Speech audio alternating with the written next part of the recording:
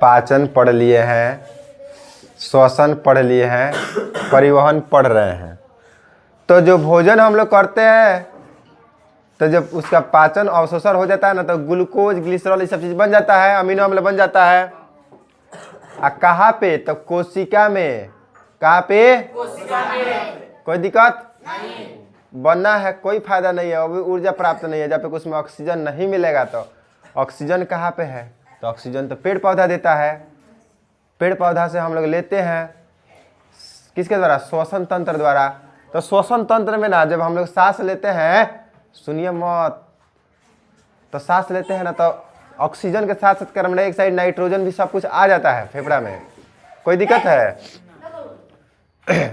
तो लेकिन फेफड़ा में सब आता है। और फेफड़ा में तू लोग जानता है जी, जो फेफड़ा होता है आए गजबे है। तो इस फेफड़ा में ना इस तरह से बना रहता है गुच्छा। काती बना रहता है?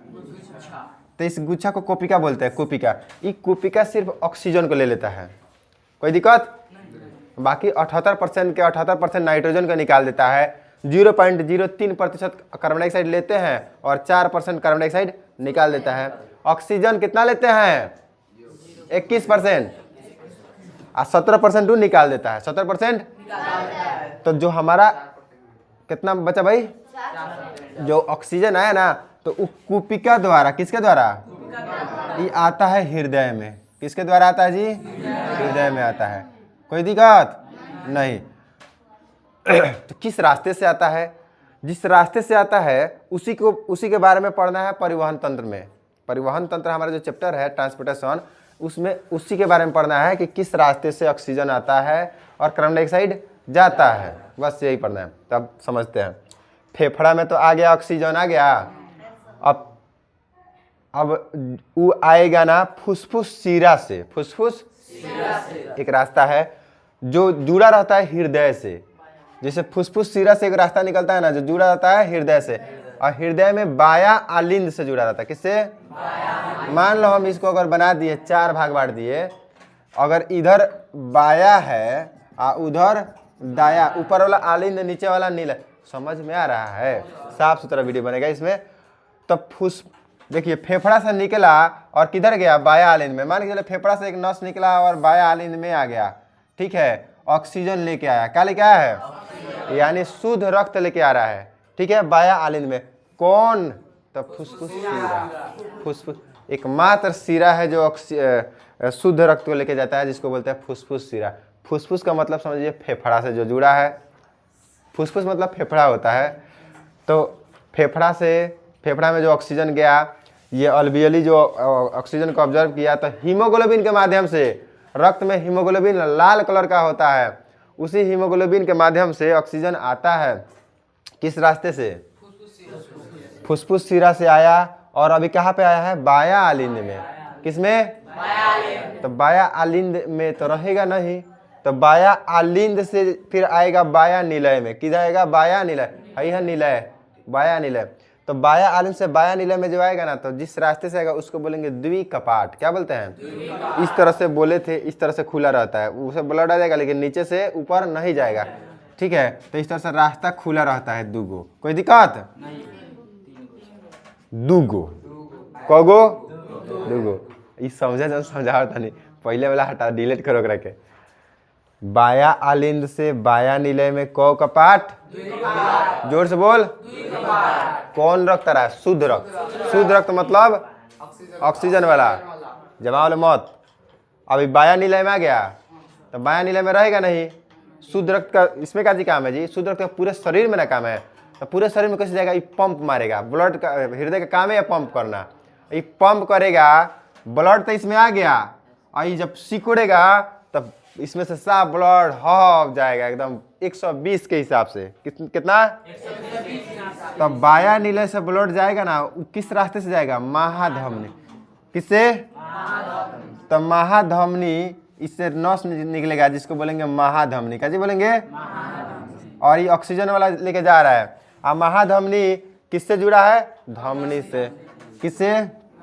भाई धमनी हो गया।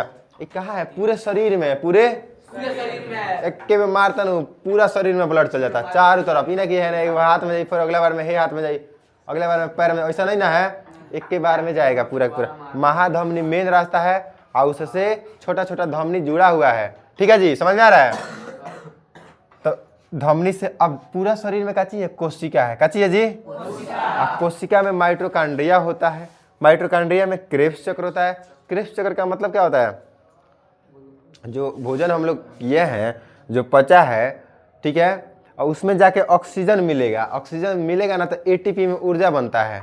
36 एटीपी बताए थे, एटीपी तो ऊर्जा बनता है और उसमें ना कार्बन डाइऑक्साइड निकलता है। क्या निकलता है? अभी कार्बन डाइऑक्साइड तो उसमें रहेगा नहीं, तो कार्बन डाइऑक्साइड आएगा कैसे? तो एक और रास्ता जुड़ा रहता है और कोशिका के केशिका में ऑक्सीजन लेके कार्बन डाइऑक्साइड दिया जाता है। किसमें? केशिका में। ये पतला नस होता है, एक्सचेंज होता है किसमें? तो केशिका में। CO2 गया, मतलब ऑक्सीजन दे दिया है, अब क्या लेगा वहां पे? CO2। कौन? हीमोग्लोबिन। हीमोग्लोबिन किसमें रहता है? अरे भैया रक्त में रहता है, रक्त मतलब ब्लड में रहता है। ठीक है, अब वो लेके कहाँ आएगा? सीरा को दे देगा। किसको दे देगा? पूरे शरीर में है सीरा, ब्लू का नस ऊपर वाला। अब सीरा कार्बन डाइऑक्साइड वाला है तो इसको अशुद्ध रक्त बोलते हैं। क्या बोलते हैं? शुद्ध रक्त, अशुद्ध रक्त कहाँ पे एक दूसरे में मिलता है? तो केशिका में। अब सीरा दे देगा किसको? पूरा का पूरा सीरा ला के दे देगा महासीरा को, और महासीरा ला के दे देगा हृदय को। हृदय में किसको देगा? तो दायालिंद। किसको?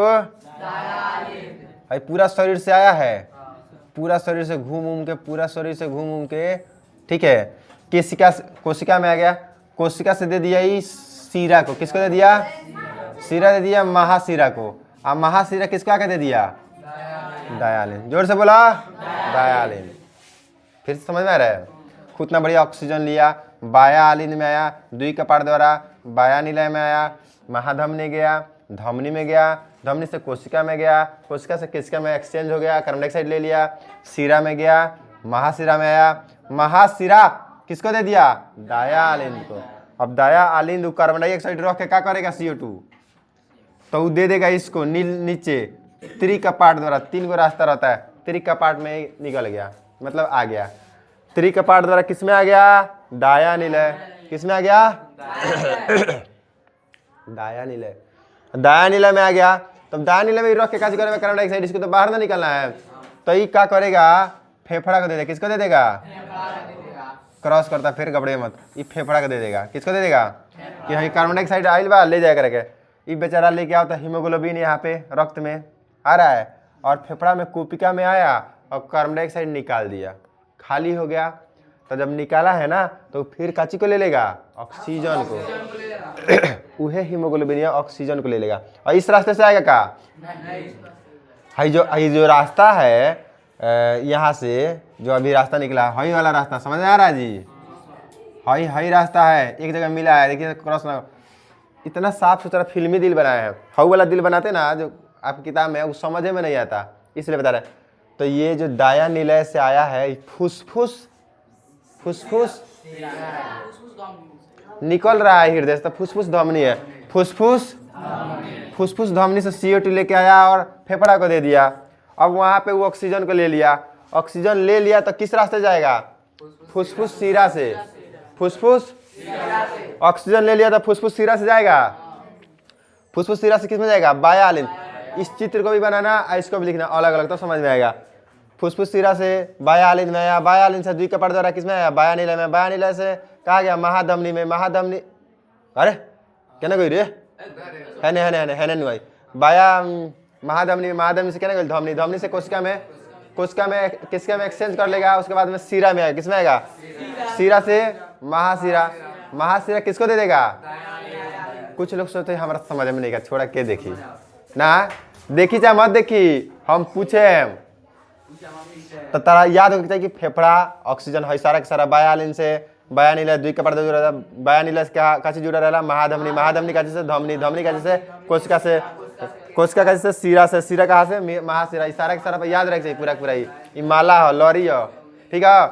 आई फेफड़ा है, यहाँ पे फेफड़ा बना दिया। क्या है रे कुत्ता आदमी, देखा समझ नहीं लो। दयालिन से दाया निलय, दाया निलय से फुसफुस धमनी। फुसफुस धमनी समझ तारू? तो फुसफुस धमनी फिर क्या देला? फेफड़ा के। आई फुसफुस धमनी क्या देलक हो? फेफड़ा के। समझ में आया है? तो इस तरह से पूरा पूरा रटना, समझ में आ जाएगा। नहीं आया ना तो जाकर मूड़ी दीवार पर लड़ाना, खूब समझ में आएगा।